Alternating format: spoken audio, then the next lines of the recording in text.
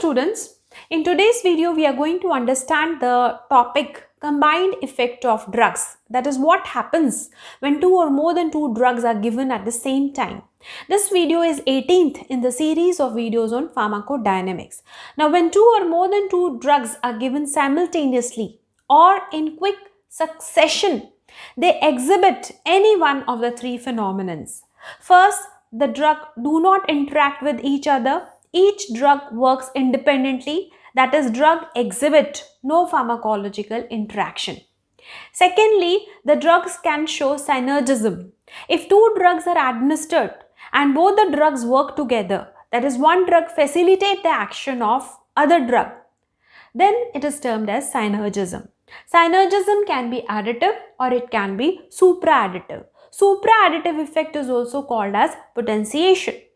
Thirdly, these drugs can show antagonism. That is, when one drug decreases or completely stops the action of other drug. The phenomenon is termed as antagonism. Antagonism can be physical, it can be chemical, it can be physiological, and it can be receptor mediated. Now, receptor antagonism is again of two types: competitive antagonism and non-competitive antagonism. Now, let's discuss synergism and antagonism one by one. Now, let's first discuss synergism. Now, in synergism, action of one drug is facilitated or increased by the other. Synergism can be additive or supra-additive. Supra-additive is also termed as a potentiation. Now, additive effect is the effect where two drugs work in the same direction and thus the pharmacological effect of both the drugs add up.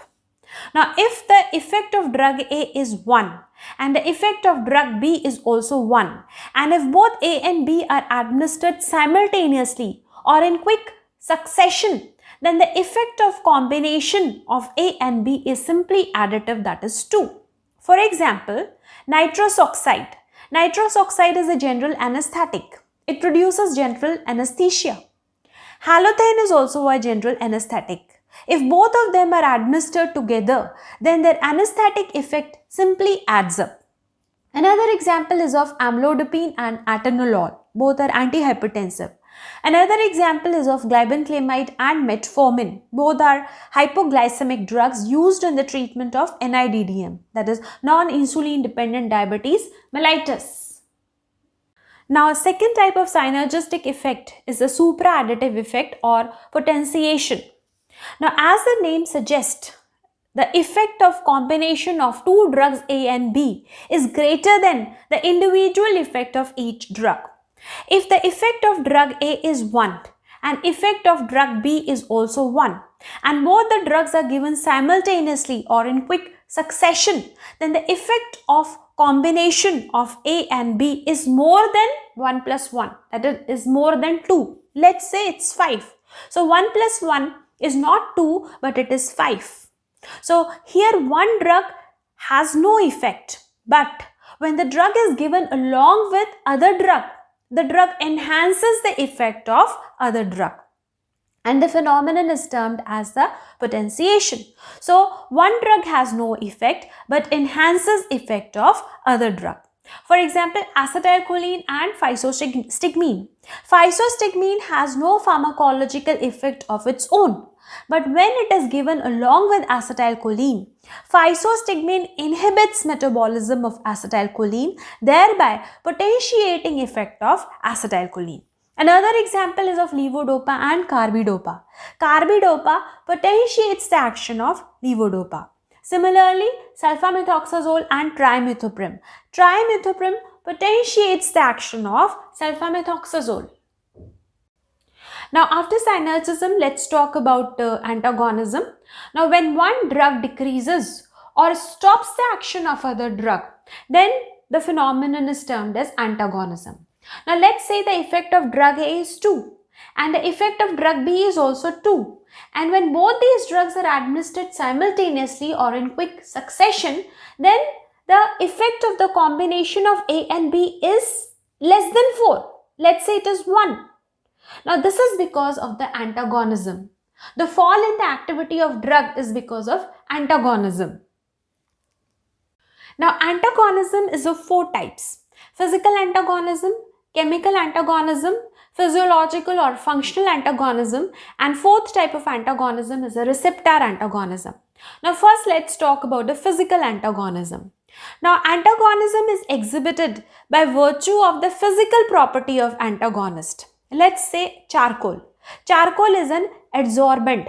It absorbs alkaloids.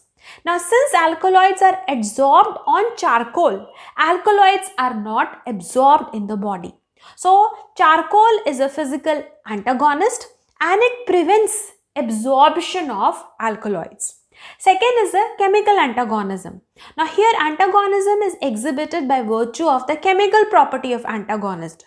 For example, calcium disodium aditate is a complexing agent. It complexes lead, preventing absorption of lead in the body. And thus, calcium disodium aditate is a chemical antagonist and it is used in the treatment of lead poisoning. Another example is of tannins. Tannins are chemical antagonists. Tannins react with alkaloids to produce insoluble alkaloidal tannate. This prevents absorption of tannins. Third type of antagonism is physiological or functional antagonism. Now, histamine. Histamine constrict bronchial muscles, while adrenaline dilate bronchial smooth muscles. So, histamine is a physiological antagonist of adrenaline. Another example is of glucagon. Glucagon increases blood sugar level, while insulin reduces blood sugar level. So, glucagon is a physiological antagonist of insulin. Now, the 4th type of antagonism is the receptor antagonism. Now, here one drug is the agonist, other is the antagonist. Now, agonist binds to the receptor and produces the pharmacological response.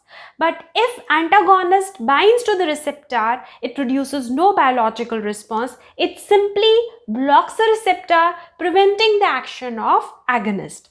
Now, receptor antagonism is of 2 types: competitive antagonism and non-competitive antagonism. Look at this figure. It explains competitive antagonism. Now, here this is a cell. The cell has a receptor which is shown here in the green color, and this receptor has a agonist binding site. Now, these are the agonist and these are the antagonist. Now, normally the agonist bind to the receptor and produces the pharmacological response. Now, in the presence of antagonist, what happens is this, that the antagonist, the competitive antagonist, competes with the agonist for this receptor binding site. Now, if the competitive antagonist succeeds and it binds to the receptor, it blocks the receptor and it produces no pharmacological action.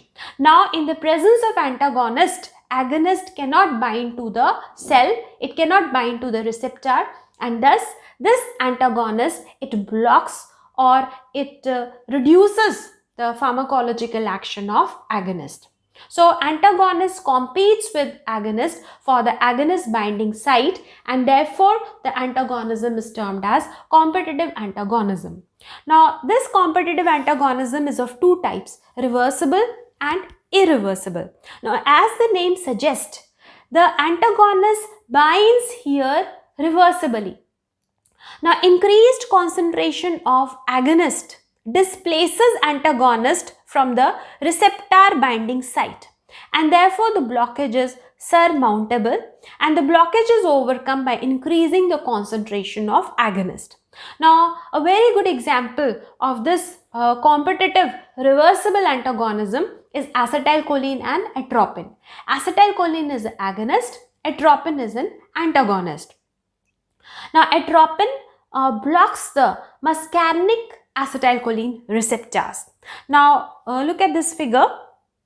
This is the dose response curve in the presence of acetylcholine alone, and this is the dose response curve when acetylcholine is given in the presence of atropine. Now, here see, around 10% response is produced by this much concentration or this much dose of acetylcholine, which is very low. But in the presence of atropine, the same 10% response is produced by a much higher dose of acetylcholine. That shows that there is an antagonism. Atropine reduces the response of acetylcholine by blocking the receptors. Now, a second type of competitive antagonism is the competitive irreversible antagonism. Now, as the name suggests, antagonist binds covalently to the agonist binding site. So, the bonding between the antagonist and the receptor binding site is covalent. So, antagonist cannot be dissociated from this receptor binding site because their bonding is covalent. Now, if at all antagonist dissociates, it dissociates very, very slowly. And therefore, this type of antagonism is sometimes also termed as non-competitive antagonism. Example is of phenoxybenzamide. Phenoxybenzamide is an irreversible competitive antagonist of adrenaline at alpha receptors. So what the phenoxybenzamide does is this, that it reduces, when it is given along with adrenaline, it reduces the pharmacological response of adrenaline at alpha receptors. Second type of receptor antagonism is a non-competitive antagonism. Now, as the name suggests, there is no competition between antagonist and agonist for the receptor binding site. On the contrary, the antagonist binds to a site different from this site. So, the antagonist binds to the allosteric site. And once the antagonist binds to the allosteric site, antagonist deactivates the receptor. So, now the receptor, now the cell can no more produce any action. So, the antagonist deactivates the receptor by binding to the allosteric site. Another feature of this antagonism is unsurmountable. That is, increasing the dose of agonist cannot displace antagonist from the allosteric site. For example, diazepam and bicuculline. Bicuculline is a non-competitive antagonist of diazepam. Now see, this is the DRC, this is the dose response curve of diazepam alone.